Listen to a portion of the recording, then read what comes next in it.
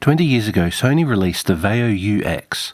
This was the peak of the ultra-mobile PC era of the 2000s, just before the capacitive touchscreen smartphone era began. This Vaio might actually be my favourite handheld computer of all time. I think that's because this machine represents one of the last handheld devices that was still fully open, without any locked bootloaders or code signing. With the 20th anniversary of the release of the UX, I want to make a tribute to this model, and in the process do something special with my UX. So I've decided to modernise the operating system by installing Debian 12 Linux. I think this will really show off the advantage of having such an open architecture. This model is of course an x86 system with an Intel CPU. In my case, this is a 64-bit capable Intel Core 2 Solo CPU. But with only 1GB of RAM, the UX doesn't have what it takes to handle a modern OS. I have attempted to install a modern OS on here before. In October 2021, with the release of Windows 11, a 64-bit only operating system. I decided to see if I could get this to run on the Vaio UX. That video was more for the fun of trying though, which I'm glad I did. 18 months after releasing that video, YouTube decided to start showing it to people.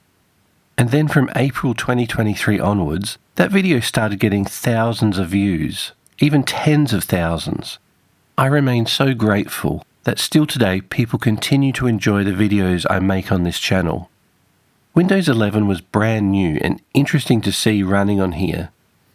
The time has come, however, to move on and into the future.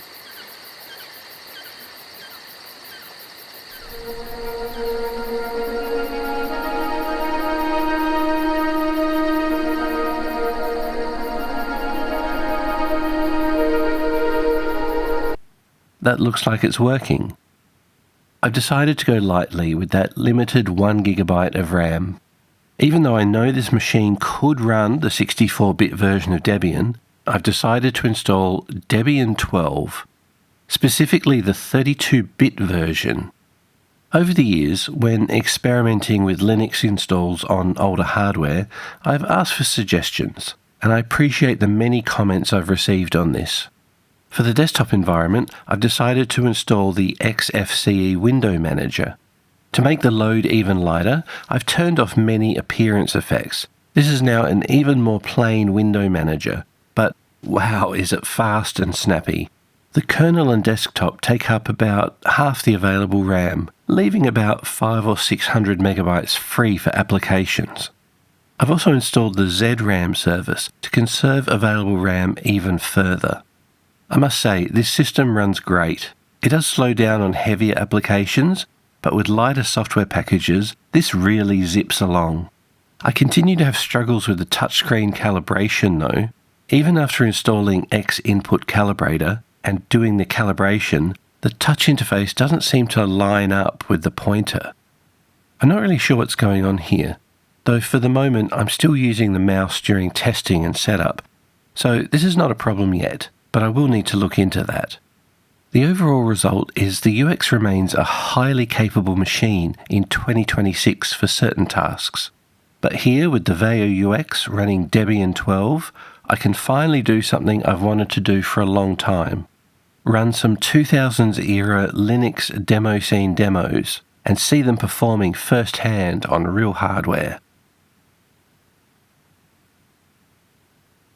During the entire netbook era, from 2007 to 2010, the UX with its Core 2 Solo CPU was king of ultra-portable computing.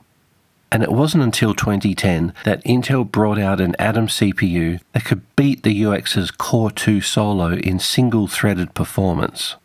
I suspect that the UX would give any netbook in that era a run for its money. What an amazing machine this is. It's such a beautiful design for a handheld PC. And some of these demos, especially these 64 kilobyte demos by Traction, are amazing.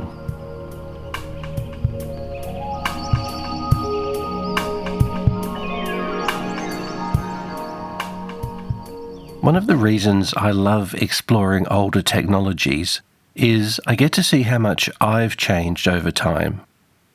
The Vaio UX is still as rich with potential as the day it was released. I, on the other hand, feel like I've lost some optimism. Sony now sells things that disappear. I can feel my values being challenged by many of the things I'm seeing appear online. It's times like this when I look closely at what's most real around me.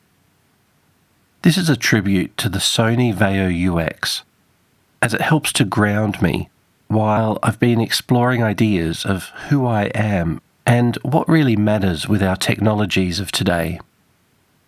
I'd love to hear your thoughts on these things. Let me know in the comments. But that's it for now, and I'll see you next time.